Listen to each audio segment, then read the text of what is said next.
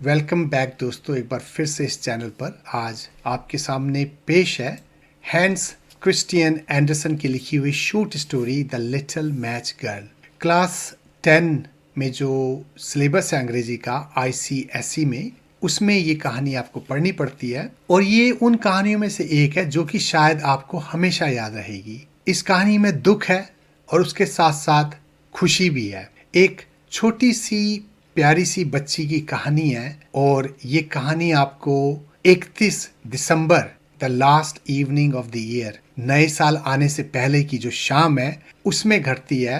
और काफी short story है, लेकिन जितने छोटे से भाग में लेखक ने इस कहानी को लिखा है वो सही में काबिल तारीफ है। तो चलिए देखते हैं इसे क्या कहती है story. It was so terribly cold. Snow was falling and it was almost dark. Terribly cold, बहुत सर्दी थी, बर्फ गिर रही थी और लगभग अंधेरा हो चुका था। Evening came on, the last evening of the year. शाम आ चुकी थी, साल की आखिरी शाम, मतलब नया साल आने ही वाला था। In the cold and gloom, a poor little girl, bareheaded and barefoot, was walking through the streets. इस सर्दी में और इस अंधेरे उदासी के माहौल में एक छोटी लड़की, जिसके ना पैरों में चप्पल थी ना सर पे कोई टोपी, गलियों से गुजर रही थी। Of course, when she had left her house, she had slippers on, but what good had they been? जाहिर सी बात है, जब उसने घर छोड़ा था, मतलब जब वो घर से चली थी, तो उसके पैरों पे चप्पलें थीं, लेकिन वो किसी काम के नहीं थे। They were very big slippers, way too big for her, for they belonged to her mother. बहुत बड़ी चप्पलें थी ये, उसके पैरों से भी बहुत बड़े, क्योंकि ये जो चप्पलें थीं उसकी माँ की थीं। The little girl had lost them running across the road, where two carriages had rattled by terribly fast. ये जो लड़की थी उससे ये चप्पलें बाद में खो जाती हैं, और वो उस समय खोती हैं जब वो बहुत तेजी से रोड क्रॉस करती है, क्योंकि उस रोड पे दो कैरिजेज बहुत तेजी से आ रहे होते हैं, तो वो इस डर में उसकी चप्पलें उतर जाती हैं उसके पैरों से। One slipper she had not been able to find again, and a boy had run off with the other, saying he could use it very well as a cradle someday when he had children of his own. एक slipper तो उसे मिलती ही नहीं है, और जो दूसरी वाली होती है वो उसे एक लड़का जो है लेके भाग जाता है। वो कहता है कि चप्पल है ना, वो इतनी बड़ी है कि एक दिन जब मेरे बच्चे होंगे तो मैं उसकी पालकी के लिए, क्रेडल के लिए, इस चप्पल को यूज करूंगा। And so the little girl walked on her naked feet which were quite red and blue with the cold. अब ये बेचारी लड़की नंगे पैर चल रही थी और ठंड के कारण इसके जो पैर थे वो लाल हो गए थे और कहीं कहीं तो नीले पड़ गए थे, क्योंकि ये barefoot थी। In an old apron, she carried several packages of matches and she held a box of them in her hand. एक पुराने एप्रॉन में, जो आगे जिसकी जेब होती है, जो कपड़ा होता है, उसमें इसने बहुत सारी माचिस की डिब्बियां जो हैं रखी हुई होती हैं, और एक इसने अपने हाथ में पकड़ा हुआ होता है। तो ये एक छोटी लड़की है जो माचिस के डिब्बे बेचती है। No one had bought any from her all day long and no one had given her a cent. किसी ने भी एक भी माचिस का डिब्बा इससे खरीदा नहीं था, और ना ही किसी ने इसको एक सेंट, मतलब एक पैसा भी दिया था। तो ना तो सेल हुई थी, ना कोई पैसा इसके पास था, और ये बेचारी इस कोल्ड में नंगे पैर चल रही थी। Shivering with cold and hunger, she crept along, a picture of misery, poor little girl. Shivering, ठंड से कांपती हुई, भूख से कांपती हुई, ये धीरे धीरे रेंग के चल रही थी, मतलब किसी तरह somehow वो वॉक कर रही थी। इसे देखने से ऐसा लगता था कि कितनी गरीब ये छोटी लड़की थी, दुख से भरी हुई। The snowflakes fell on her long fair hair which hung in pretty curls over her neck. और ये जो snowflakes उसके लॉन्ग भूरे बालों पर गिर रही थी, जो कि उसकी गर्दन के ऊपर कर्ल, मतलब घुंघराले होकर पड़े हुए थे। In all the windows lights were shining and there was a wonderful smell of roast goose, for it was New Year's Eve. Yes, she thought of that. और हर खिड़की पे जहाँ पर भी वो देखती थी तो लाइटें जल रही थीं, सब लोग अपने अपने घर में बैठे हुए हैं और लोग जो है रोस्ट गूस, बत्तख, भुने हुए बत्तख बना रहे हैं। ये जो है न्यू ईयर की इवनिंग थी। हाँ, ये जो रोस्ट गूस की जो महक है, जो कल्पना है, इस लड़की ने भी सोचा था। मतलब ये भूखी है बेचारी, और नए साल का त्यौहार भी आने वाला है और सब अपने अपने घरों में बैठ के अच्छा अच्छा बना रहे हैं, लेकिन ये बेचारी लड़की सिर्फ इसके ख्याल में ये खाने आ रहे हैं। In a corner formed by two houses, one of which projected farther out into the street than the other. In a corner, एक कोने में दो घर हैं और उनमें से एक घर जो है दूसरे घर से थोड़ा आगे है। दोनों साथ साथ हैं लेकिन एक घर दूसरे से थोड़ा आगे है। She said down and Drew up her little feet under her. वो बैठ जाती है और अपने पैर जो हैं अपने नीचे ले लेती है ताकि वो गर्म हो जाए। She was getting colder and colder but did not dare to go home, for she had sold no matches, no earned a single cent, and her father would surely beat her. बेचारी को और भी ज़्यादा ठंड लग रही है, लेकिन वो घर जाने की हिम्मत नहीं कर सकती। उसने कोई माचिस की डिब्बी नहीं बेची अभी तक, उसने अभी तक एक पैसा भी नहीं कमाया, और उसका जो बाप है उसे ज़रूर मारेगा। Besides, it was cold at home, for they had nothing over them but a roof through which the wind whistled, even though the biggest cracks had been stuffed with straw and rags. और घर जाके भी क्या होता, घर में भी ठंडी थी, क्योंकि उनके घर में भी कुछ नहीं था, सिर्फ एक छत थी जहाँ से कि हवा जो है वो सीटियाँ बजाते हुए गुजरती थी। उन बड़े बड़े छेदों से जो कि उन्होंने स्ट्रो और रैग्स, पुराने कपड़े या भूसे वगैरह से भरे होते थे। Her hands were almost dead with cold. अब इस बेचारी के हाथ तो लगभग सुन ही पड़ गए थे। Oh how much one little match might warm her. तब इसके दिमाग में ख्याल आता है लड़की के कि अगर मैं माचिस की एक तिल्ली जला लूं तो पता नहीं मुझे कितनी गर्मी मिले उससे। If she could only take one from the box and rub it against the wall and warm her hands. तो बेचारी कहती है सिर्फ एक तिल्ली जलाती हूँ मैं और अपने हाथ गर्म करती हूँ।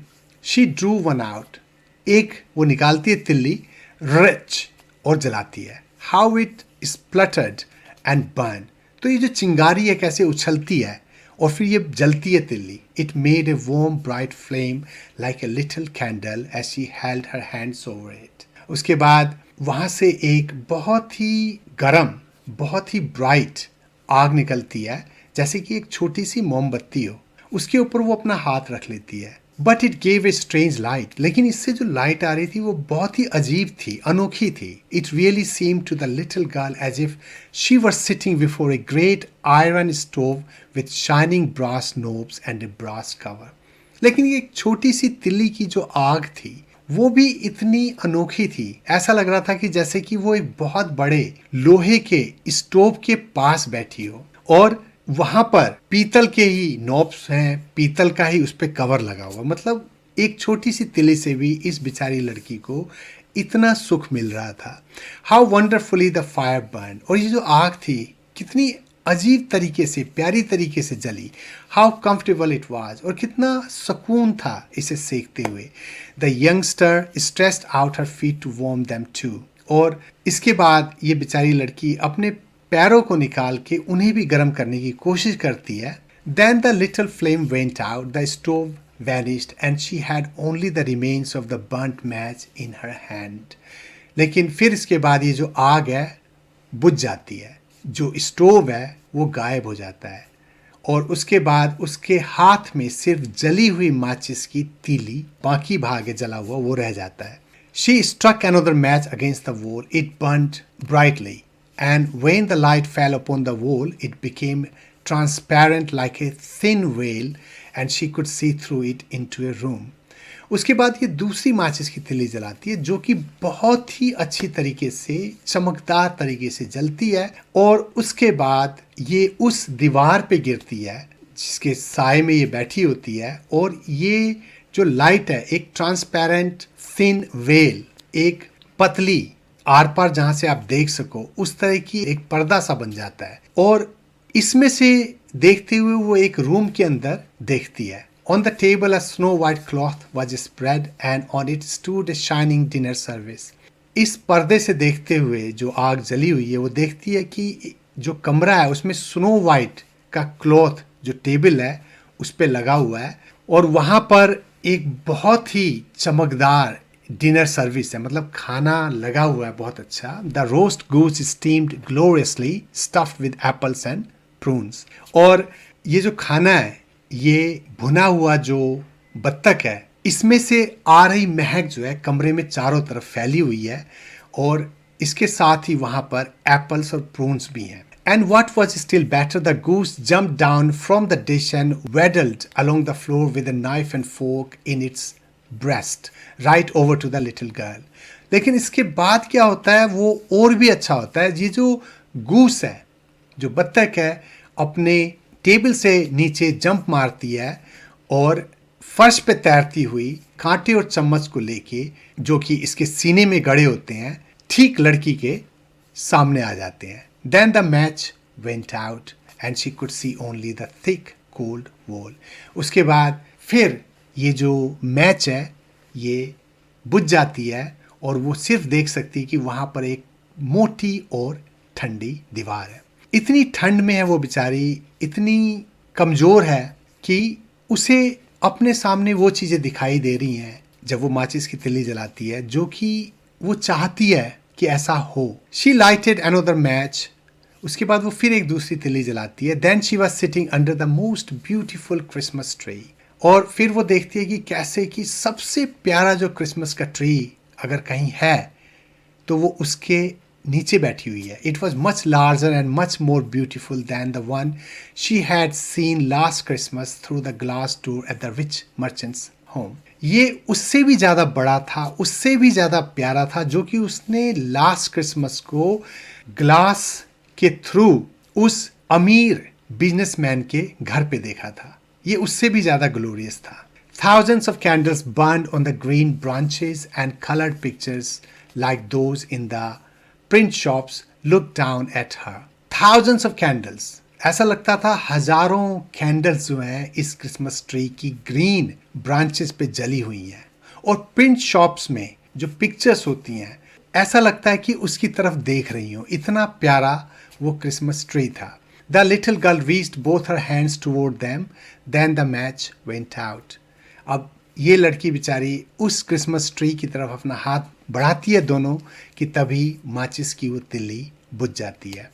But the Christmas lights mounted higher. लेकिन ये जो क्रिसमस की लाइट थी वो और भी ऊपर हो जाते हैं।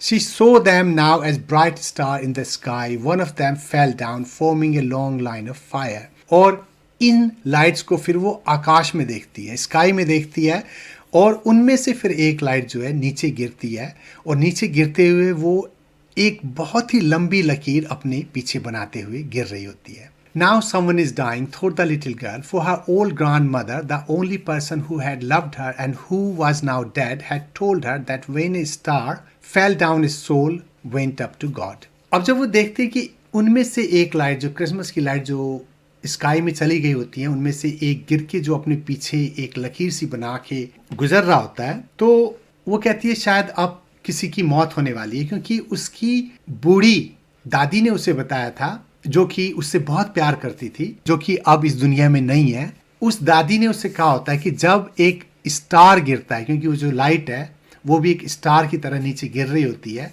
तो जब ऐसा होता है तो एक आत्मा जो है वो भगवान के पास चली जाती है। She rubbed another match against the wall. It became bright again, and in the glow, the old grandmother stood clear and shining, kind and lovely. उसके बाद वो दूसरी माचिस की तीली जलाती है और फिर से उजाला हो जाता है और उस उजाले में वो देखती है कि उसकी जो दादी है उसके सामने खड़ी है, वो एकदम लाइट से भरी हुई है, शाइनिंग कर रही है, वो बहुत ही प्यारी है और उससे प्यार से देख रही है। Grandmother, cried the child, oh take me with you. I know you will disappear when the match is burned out. वो कहती है दादी, वो चिल्ला के कहती है मुझे भी अपने साथ ले चलो, मुझे पता है कि तुम गायब हो जाओगी जब ये माचिस की तिल्ली बुझ जाएगी। You will vanish like the warm stove, the wonderful roast goose and the beautiful big Christmas tree. तुम भी उसी तरह गायब हो जाओगी जैसे कि वो गरम स्टोव अंगीठी जो थी वो गायब हो गई थी, वो जो भुना हुआ बत्तख का खाना था और जिस तरह वो बड़ा क्रिसमस का पेड़ था, जिस तरह वो गायब हो गए, तुम भी गायब हो जाओगी। And she quickly struck the whole bundle of matches for she wish to keep her grandmother with her. इसके बाद वो बच्ची क्या करती है, माचिस का जो पूरा बंडल होता है उसमें एक ही साथ आग लगा देती है, क्योंकि वो चाहती है कि उसकी दादी उसके साथ रहे। And the match is burn with such A glow that it became brighter then day light. और जब ये सारी तिलियां जलती हैं तो इतना उजाला वहां हो जाता है जो कि दिन से भी ज्यादा था। Grandmother had never been so grand and beautiful. और उसकी जो दादी होती है इस उजाले में इतनी अच्छी और सुंदर लगती है जो कि पहले कभी नहीं लगी थी। She took the little girl in her arms and both of them flu in brightness and Joy above the earth. उसके बाद वो दादी उस लड़की को अपनी बाहों में भर लेती है और वो दोनों उस उजाले में, उस खुशी में, इस पृथ्वी से, इस अर्थ से ऊपर चले जाते हैं। Very very high and up, there was neither cold no hunger no fear, they were with God. उस जगह जहाँ पे ना तो ठंड होती है, ना भूख होती है, ना डर होता है, वो भगवान के साथ हो जाते हैं। But in the corner leaning against the wall set the little girl with red cheeks and smiling mouth, Frozen two death on the last evening of the old year. लेकिन उसी कोने में दीवार के साथ लगकर बैठी हुई एक छोटी लड़की जिसके लाल गाल थे और फेस पर स्माइल थी, वो जमकर, जिसकी मौत हो चुकी थी सर्दी से, उस शाम को जो पुराने साल की आखिरी शाम थी। The new year sun rose upon a little pathetic figure. और जब नए साल का सूरज उगता है तो इस बेचारी पैथेटिक फिगर पे उसकी किरण पड़ती है। The child sat there stiff and cold holding the matches of which one bundle was almost burn. और जब इस तरह की लाइट उस बच्ची पे पड़ती है तो आप देख सकते हैं कि वहां पर एक बच्ची बैठी हुई है जो कि ठिठुरी हुई है, स्टिफ और सर्द है, कोल्ड में है। उसने अपने हाथ में माचिस से पकड़ी हुई है जिसमें से एक माचिस का बंडल लगभग पूरा जल चुका है। She wanted to warm herself, the people said. वो अपने आप को गर्म करना चाहती थी, आसपास गुजरते हुए लोगों में से किसी ने कहा। No one imagine what beautiful things she had seen. किसी ने भी नहीं कहा कि कितनी प्यारी चीजें उस लड़की ने देखी होंगी, कोई इस बात की कल्पना भी नहीं कर सका। And how happily she had gone with her old grandmother into the bright new year. और कितनी खुशी के साथ वो अपनी बूढ़ी दादी माँ के साथ एक सुनहरे, एक चमकदार नए साल में जा चुकी थी। तो दोस्तों, बहुत ही प्यारी कहानी है, बहुत ही सैड स्टोरी, लेकिन उसके साथ साथ ही बहुत ही एक हैप्पीनेस का एहसास कराने वाली कहानी है। और होपफुली आपको पसंद आई हो। तो बताइएगा कैसा लगा। आज के लिए इतना ही। Good bye.